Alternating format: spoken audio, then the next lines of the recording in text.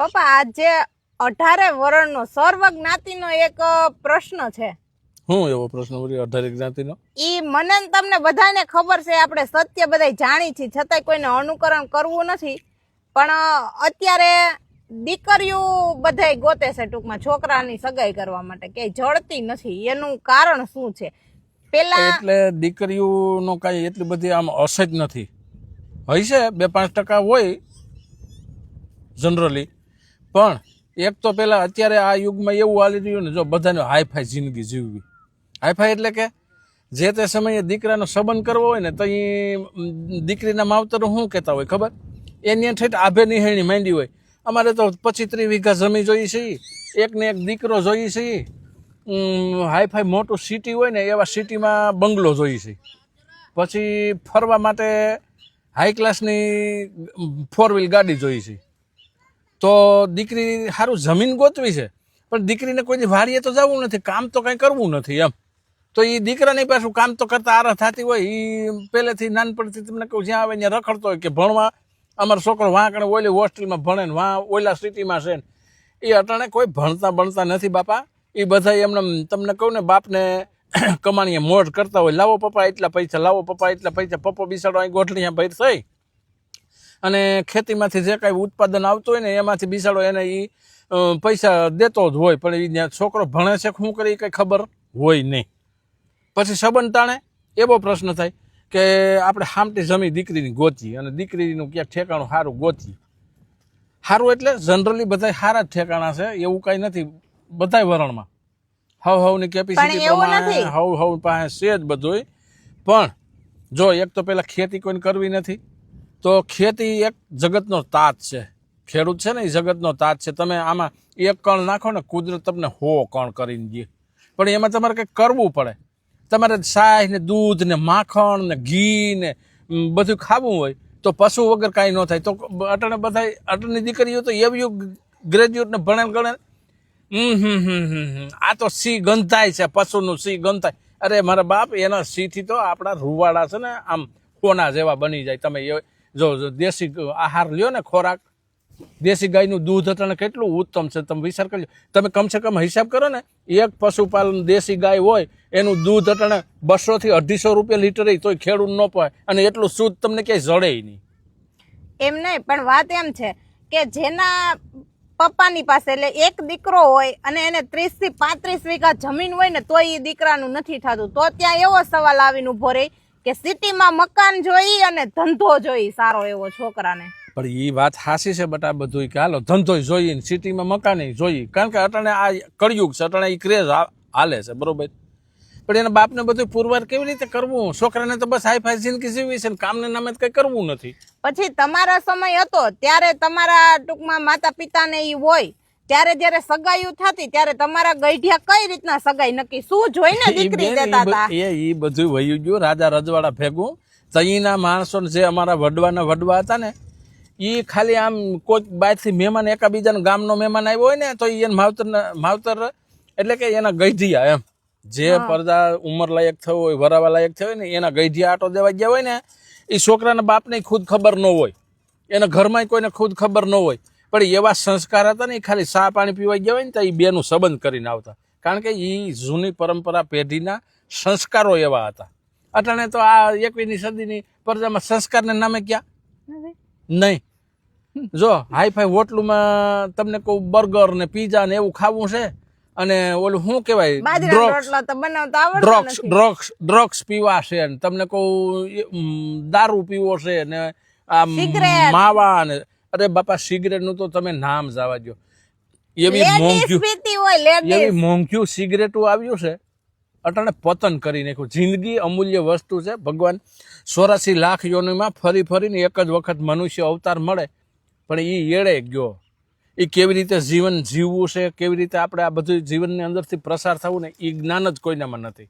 જ્ઞાન છે બસ આ હાઈફાઈ જિંદગી જીવવી, હું કંઈક સૌ ઈન મારવું અને બસ સિટીમાં રખડવું. એમ નહીં તો તમારા મતે જો પેલાના ગઈઢિયા તો હું જોઈને કંઈક કેતા, હું જોઈને દીકરી દઈ દેતા, હું જોઈને એટલે બટા એમાં એવું હતું, ગોઠણ હમી જાહેર કેતા, એટલે ગોઠણ હમી જાહેર ભાવી હોય એ નહીં. તો આ ધરતીમાં છે ને, હા આ 10-15 વીઘા જમીન એક દીકરાને ભાગમાં આવતી હોય ને એટલે ઈ ગોઠણ હમી જાહેર કહેતા બરાબર.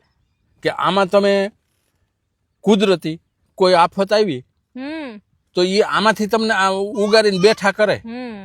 પણ આ એક એવી વસ્તુ છે કે આમાં તમારે થોડુંક મહેનત એટલે કે ભોગ માગે.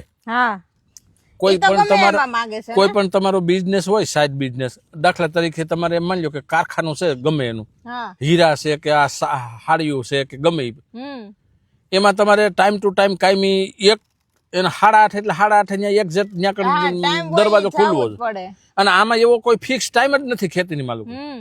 તમે 9 વાગે આવો, 11-11:30 વાગ્યા સુધી કામ કરો, પાછા બપોરના સમય કે એમ કે ધોમધોમ તાપમાં તમે આરામ કરી શકો, પાછા 3-3:30 વર્ગી જાવ. તમારો ખુદનો ધંધો છે, તમે તમારા ખુદના રાજા છો, તમારે જ્યારે જે કરવું હોય ત્યારે કરી શકો. ઈ છે પછી તમે ગમે ત્યારે એમ કોઈ પણ એમ માની લો કોઈ ભાઈ દોસ્તારું છે, કોઈ વેલા છે, કોઈ બેન દીકરી છે, એમ મહેમાન આવ્યા હોય તો તમે કદાચ આમાં ગમે એ કામ કરતા હોય ને એ તમે પરબારું 20 મિનિટે બંધ કરીને છોડીને એની માટે તમે સમય કાઢી શકો. અને ઓલો તો ન કરી શકો, ધંધામાં ગયો હોય એટલે ઈ તો બસ ઈ કે ઈ તો છે ને ભાઈ એને ટાઈમ પૂરો થઈ ગયો, ઈ હવે નહીં. તો ઈ બે વેવાયું હોય તો ઈ બે એમને બિસાડા બેઠા બેઠા સમય કાઢતા હોય. અને અત્યારે પાછો ઈ એક સવાલ છે કે અત્યારે દીકરાની મિલકત જોઈને દીકરી અપાય કે દીકરાનું રૂપ જોઈને દીકરી અપાય કે દીકરાના સંસ્કાર, 3 સવાલમાંથી તમારો પ્રશ્ન, તમે કેવો છોકરો પસંદ કરો? હું એવો છોકરો પસંદ કરવા માંગુ છું કે જો એક તો પેલા સંપત્તિ કે કઈ જોવાનું થતું નથી અટણના યુગ પ્રમાણે.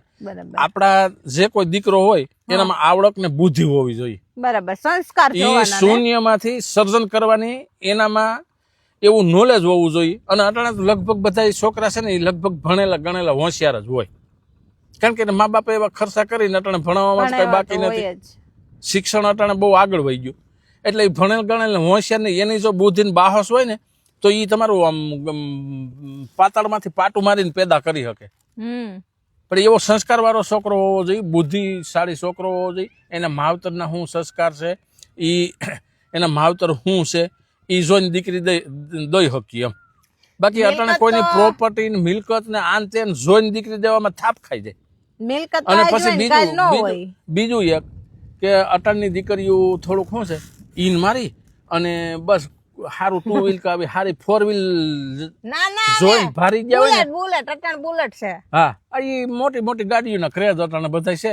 પણ ઈ એની કમાણીનું ન હોય તો ઈ એના જે મમ્મી પપ્પા હોય ને એ બિસાડા રાતની દી મહેનત કરીને એની પૈસા છોકરો માગે એટલે દે કે મારે એક દીકરો છે તે ભલે ગાડી લઈને રખડે. અને પાછા અટાણ પૈસા નો આપે તો કેસ કેવા બને છે કે મા બાપે ના પાડ્યો એટલે સીધા કરી જાય આપઘાત. એટલે એકનો એક દીકરો હોય વાલસો એટલે રૂપિયા આપવા પડે એટલે ઈ એના મોજ શોખ પૂરા કરે, પછી બીજું તો હું. એટલે બેન એટલે તો આ યુગ એવો આવે. અને દીકરીને જો એક તો પેલા છે ને માવતર વિચારતા નથી.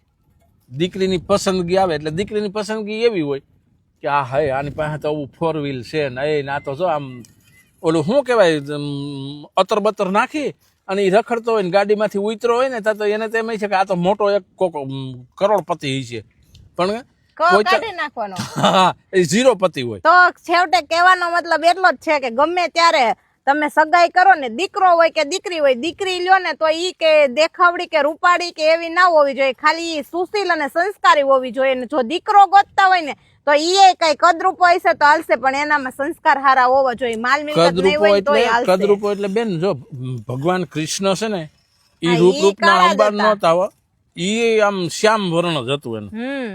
હે પણ ઈ એનું તમે જો અટાણ વિચારો ને પણ ઈ જ્ઞાન જ નથી અટાણ આ યુગમાં. ભગવાન શું છે ને ઈ તો કોઈને ખબર જ નથી. હું મંદિરમાં કેવી રીતે જાવું ને ઈ કોઈને આમ ખબર નથી, કેમ કે મંદિરમાં જઈને તો આપણે સારા કપડા પહેરીને જવા જોઈએ, પણ અત્યારે ઈ કોઈને રહ્યું નથી હવે મંદિરનું.